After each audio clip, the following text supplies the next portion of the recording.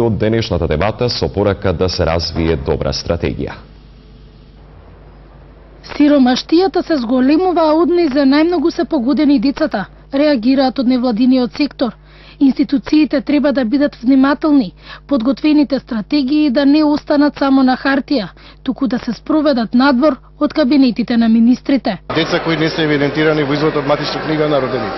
Второ, имаме деца на питачи, деца питачи кои се на крстосниците и ги злоупотребуваат нивните родители.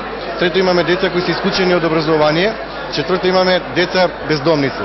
Значи, ако имаме 37% невработени, можете да замислите која е бројката на децата кои страдаат за храна. На дебатната конференција се говореше како европските национални практики да се применат во Македонија.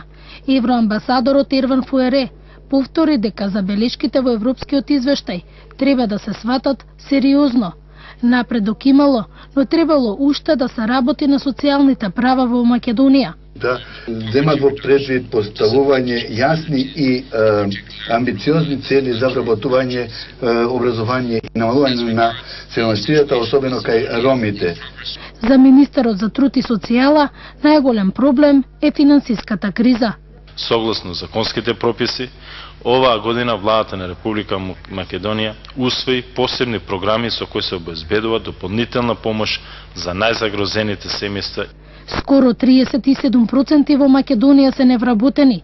Европската Унија 2010 година ја прогласи како година за борба против сиромаштијата и социјалната исклученост. Статистика се користи